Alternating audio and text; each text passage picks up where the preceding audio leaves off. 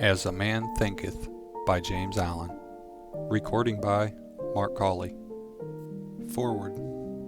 This little volume, the result of meditation and experience, is not intended as an exhaustive treatise on the much written upon subject of the power of thought. It is suggestive rather than explanatory, its object being to stimulate men and women to the discovery and perception of the truth that they themselves are makers of themselves, by virtue of the thoughts which they choose and encourage. That mind is the master and weaver, both of the inner garment of character and the outer garment of circumstance, and that, as they may have hitherto woven in ignorance and pain, they may now weave in enlightenment and happiness. James Allen. End of foreword. Chapter 1. Thought and Character. The aphorism, "As a man thinketh in his heart, so is he," not only embraces the whole of man's being, but is so comprehensive as to reach out to every condition and circumstance of his life. A man is literally what he thinks, his character being the complete sum of all his thoughts.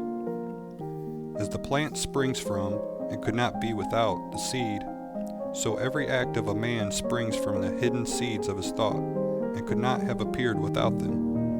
This applies equally to those acts called spontaneous and unpremeditated, as to those which are deliberately executed.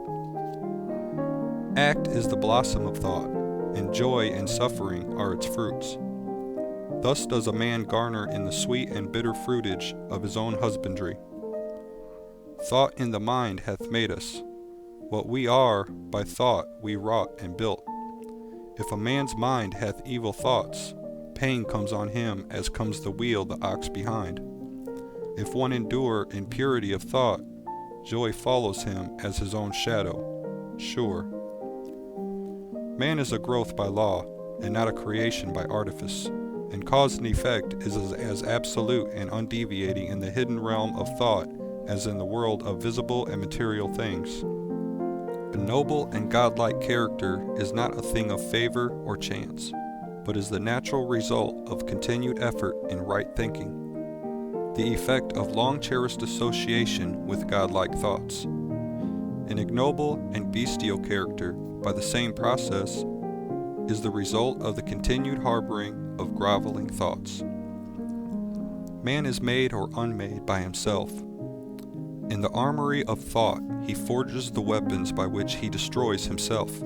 He also fashions the tools with which he builds for himself heavenly mansions of joy and strength and peace.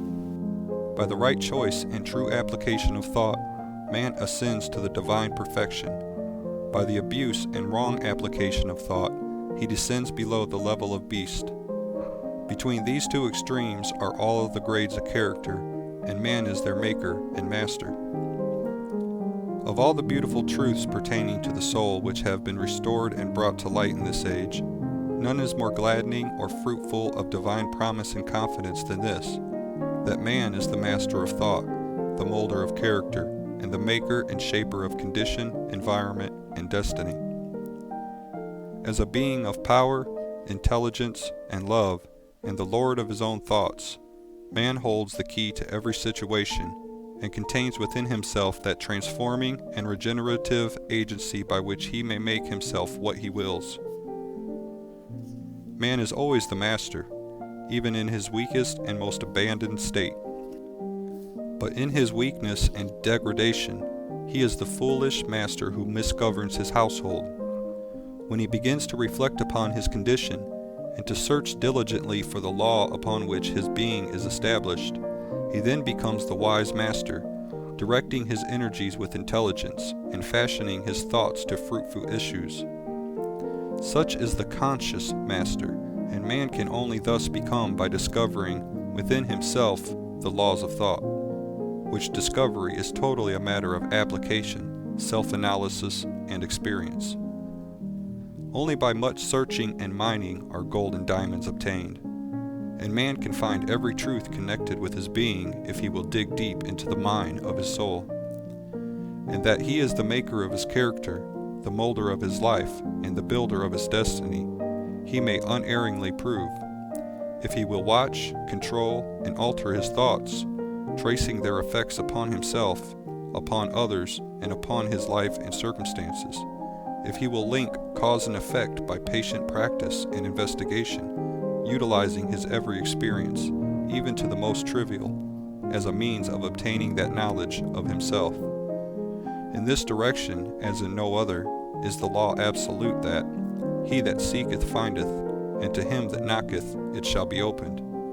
For only by patience, practice, and ceaseless importunity can a man enter the door of the temple of knowledge. End of Chapter 1, Thought and Character.